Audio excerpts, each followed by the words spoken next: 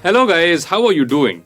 So today we have a question to discuss. The question is, what is motion? Now, frankly speaking, that doesn't sound like a very difficult question. I mean, a car moving on a road is an example of motion. An aeroplane flying in the sky is an example of motion. And for that matter, trees that appear to go backwards for a passenger sitting inside a train is also an example of motion. Right? Right? Well, no, trees don't move. So let's see and carefully observe what's happening here.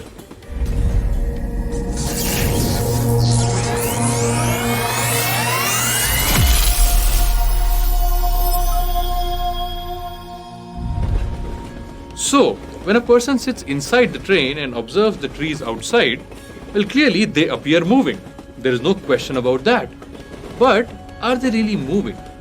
Well, you see, I asked this question to my grandfather at the age of 5, and he had this to say: "No, son, the trees don't move.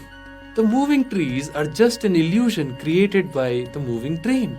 So don't bother." So, what is rest and what is motion? Well, you see, if the position of an object does not change as time passes, it is said to be at rest. On the other hand, if the position of an object changes as time passes, that object is said to be in motion. Now, this is pretty clear.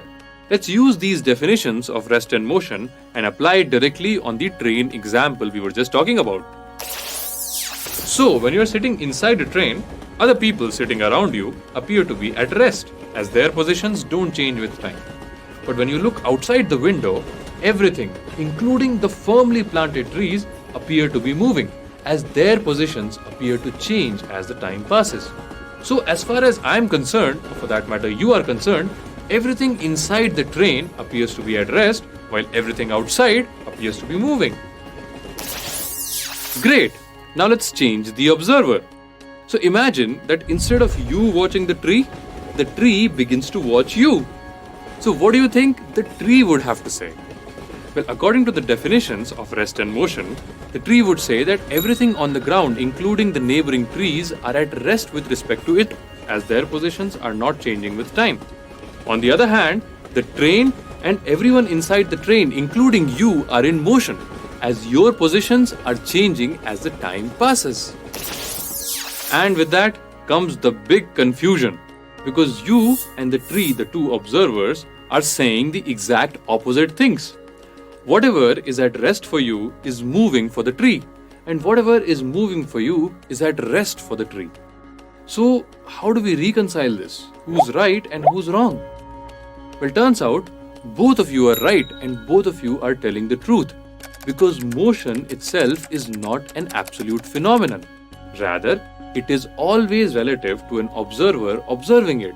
So, two observers, depending on where they are, can describe the motion of an object in completely different ways. This means an object can be moving with respect to one observer and also be completely at rest with respect to another. Now, this is fascinating stuff, guys. I mean, how many of us actually thought about motion like that before? So, let this idea sink into your mind and think of all the implications that this idea has. And with that, let's also update our definitions of rest and motion.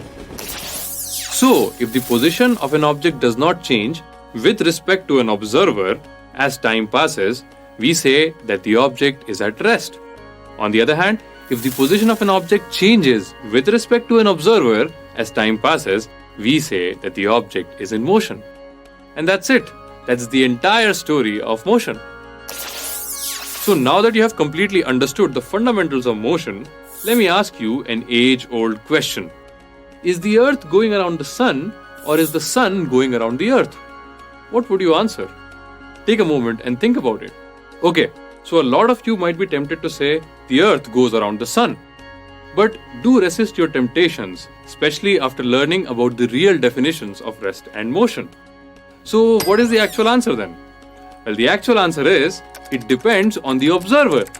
If the observer stands on Earth and observes the Sun clearly appears to be going around the Earth. But on the other hand, if an observer goes to the Sun and observes the Earth, then Earth appears to go around the Sun. So the actual answer is, it all depends on where the observer is. So by now, I'm sure you have understood the importance of an observer while analyzing motion. So whenever you solve a kinematics or a dynamics problem, be sure to define your observer properly and ensure that you understand what your observer sees and accordingly solve the problem. And with that, guys, it's a wrap. I hope you had a good time watching this video. Let's summarize what we've learned so far. If the position of an object does not change with respect to an observer as time passes, the object is said to be at rest. If the position of an object changes with respect to an observer as time passes, the object is said to be in motion.